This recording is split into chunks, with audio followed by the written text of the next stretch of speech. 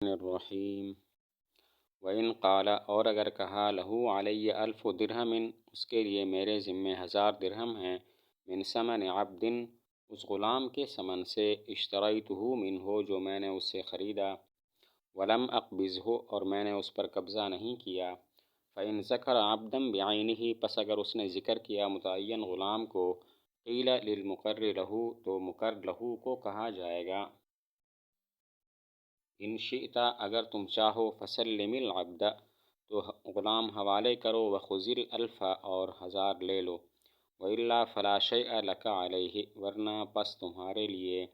کوئی شے نہیں ہوگی اس کے ذمے وإن قال اور اگر اس نے کہا لہو علیہ الف اس کے لیے میرے ذمے 1000 ہے من ثمن عبد غلام کے ثمن سے ولم یعینہ اور اس کو متعین نہیں کیا لزمہ الالف تو 1000 اس کو لازم ہو جائے گا فی قول ابی حنیفہ رحمہ اللہ تعالی امام صاحب رحمۃ اللہ علیہ کے قول کے مطابق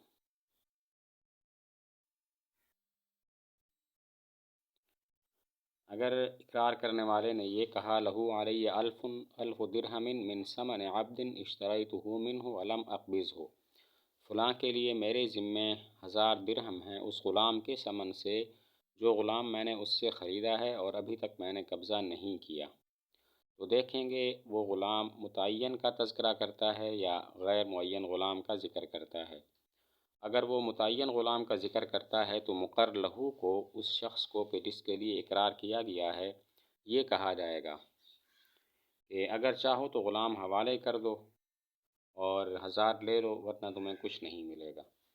اور اگر اس نے غیر متعین غلام کا ذکر کیا تو پھر اس صورت میں امام صاحب فرماتے ہیں اس پر 1000 لازم ہو جائے گا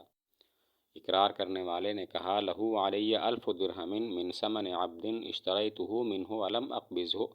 فلاں کے لیے میرے ذمے 1000 درہم ہیں اس غلام کے ثمن سے جس کو میں نے خریدا ہے اور میں نے اس پر قبضہ نہیں کیا تو دیکھیں گے وہ متعین غلام کا ذکر کرتا ہے یا غیر معین غلام کا اگر غلام متعین کا تذکرہ کرتا ہے تو مقر لہو کو کہا جائے گا کہ چاہو تو غلام حوالے کر دو اور 1000 لے لو ورنہ تمہیں کچھ نہیں ملے گا اور اگر غیر متعین غلام ہے تو امام صاحب فرماتے ہیں اس کو 1000 لازم ہو جائے گا ولو قال اور اگر اس نے کہا لہو علیہ الف درہم اس کے لیے میرے ذمے 1000 درہم ہے من ثمن خمر او خنزیر شراب کے ثمن سے یا خنزیر کے ثمن سے لزمہ الالف تو 1000 اس کو لازم ہو جائے گا ولم یقبل تفسیرہ اور قبول نہیں کی جائے گی اس کی تفسیر اگر کہا لہو علیہ الف درہم من ثمن خمر فلاں کے لیے میرے ذمے 1000 درہم ہیں شراب کے ثمن سے یا کہا لہو علیہ الف درہم من ثمن خنزیر فلاں کے لیے میرے ذمے 1000 درہم ہیں خنزیر کے ثمن سے تو اب 1000 اس کو لازم ہو جائیں گے اور آگے جو اگر یہ تفسیر کرنا چاہے وضاحت کرنا چاہے کہ کیوں ہیں تو یہ تفسیر اس کی قبول نہیں کی جائے گی بس 1000 اس کو لازم ہو جائیں گے اگر کہا لہو علیہ الف درہم من ثمن خمر فلاں کے لیے میرے ذمے 1000 درہم ہیں شراب کے ثمن سے یا کہا لہو علیہ الف درہم من ثمن خنزیر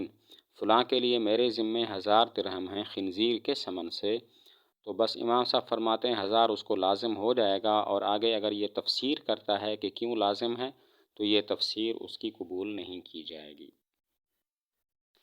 وَإِنْ قَالَ اور اگر اس نے کہا لہو علیہ الف اس کے لیے میرے ذمے 1000 ہیں من ثمن متاع سامان کے ثمن سے وہی ضیوف اور وہ کھوٹے ہیں فقال المقر لہو تو کہا مقر لہو نے جیاد کھرے ہیں لزمہ الجیاد تو اس کو لازم ہوں گے کھرے فی قول ابی حنیفہ رحمہ اللہ تعالی امام صاحب کے قول کے مطابق وقال ابو یوسف و محمد رحمہم اللہ صاحبین فرماتے ہیں ان قال ذالک موصولا اگر اس نے یہ بات کہی موصولا متصلا صدق تو اس کی تصدیق کی جائے گی وَإِنْ قَالَ مفصولا اور اگر کہا فصل کے ساتھ تاخیر کے ساتھ لا یصدق تو اس کی تصدیق نہیں کی جائے گی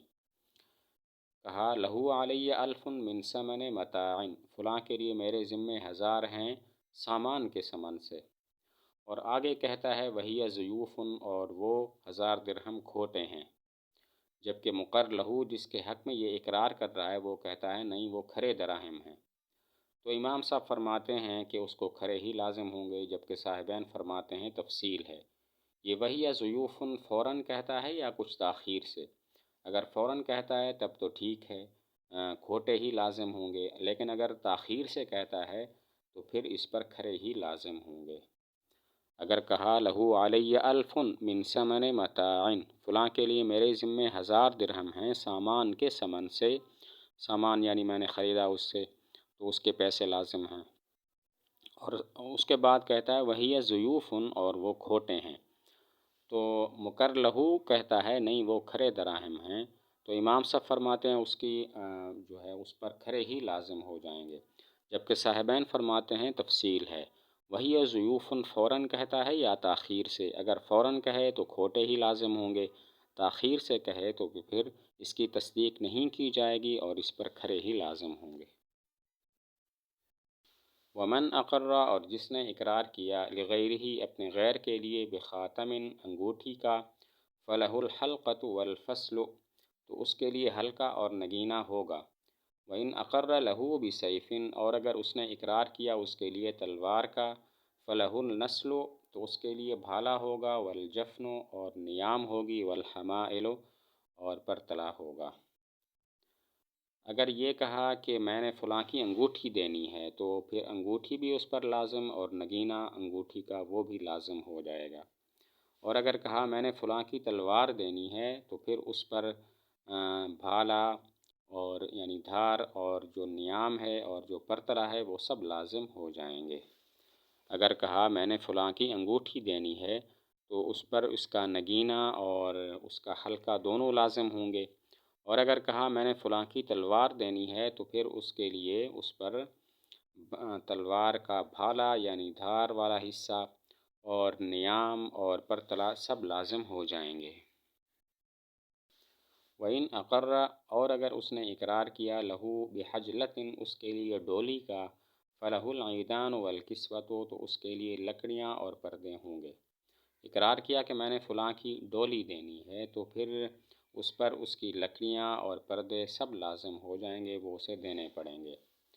اگر اقرار کیا کہ میں نے فلاں کی ڈولی دینی ہے تو پھر اس پر اس ڈولی کے لکڑیاں اور اس کے پردے سب لازم ہو جائیں گے۔ وَإِنْ قَالَ، اور اگر کہا لِحَمْلِ فُلَانَةٍ عَلَيَّ أَلْفُ دِرْہَمٍ، فلان عورت کے حمل کے لیے مجھ پر 1000 درہم ہیں، فَإِنْ قَالَ، پس اگر اس نے کہا اوصى لَهُ فُلَانٌ، وصیت کی اس کے لیے فلاں نے، او مات ابوہ، یا اس کا باپ مر گیا، فورثہ، پس وہ اس کا وارث ہو گیا،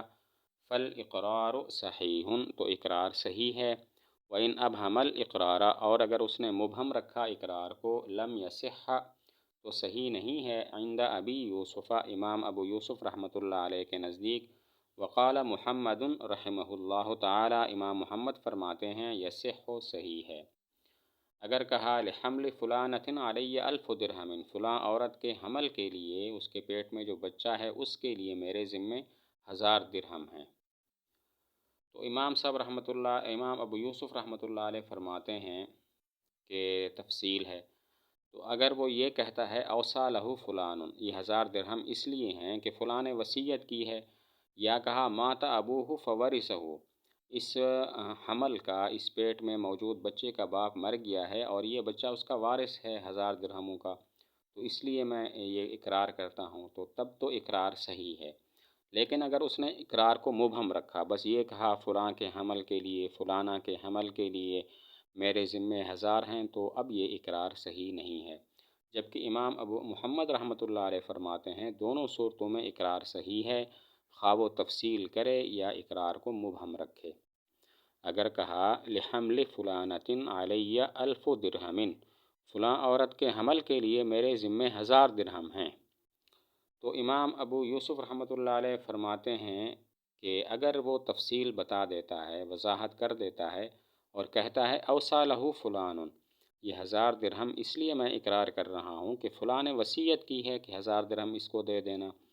یا مات ابوہ فورثہ، اس بچے کا باپ مر گیا ہے اور یہ اس کا وارث ہے، تب تو اقرار صحیح ہے۔ لیکن اگر وہ اقرار کو مبہم رکھتا ہے، بس یہ کہہ دیتا ہے فلاں عورت کے حمل کے لیے میرے ذمے 1000 ہیں اور وضاحت نہیں کرتا کہ کیوں ہیں، تو یہ اقرار صحیح نہیں ہے، جبکہ امام محمد رحمۃ اللہ علیہ فرماتے ہیں دونوں صورتوں میں اقرار صحیح ہے۔ وَإِنْ أَقَرَّ، اور اگر اس نے اقرار کیا بحمل جاریۃ، باندی کے حمل کا، او حمل شاۃ، یا بکری کے حمل کا، لرجل، کسی آدمی کے لیے، صح الاقرار، تو صحیح ہوگا اقرار، ولزمہ، اور اس کو لازم ہوگا وہ۔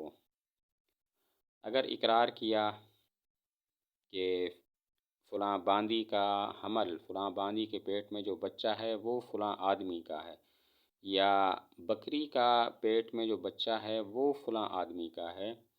تو یہ اقرار صحیح ہے اور یہ اس پر لازم ہو جائے گا کہ اپنی باندی کا جو حمل ہے وہ فلاں کو دے دے، یا بکری کا جو حمل ہے وہ پیدا ہونے کے بعد فلاں کو دے دے۔ اگر اقرار کیا اس باندی کے پیٹ میں جو بچہ ہے وہ فلاں آدمی کے لیے ہے، یعنی فلاں آدمی اس کا مالک ہے، یا کہا اس بکری کے پیٹ میں جو بچہ ہے وہ فلاں آدمی کا ہے، فلاں آدمی اس کا مالک ہے، تو یہ اقرار صحیح ہے اور اس پر یہ لازم ہو جائے گا کہ پیدائش کے بعد وہ بچہ اس آدمی کے حوالے کر دے۔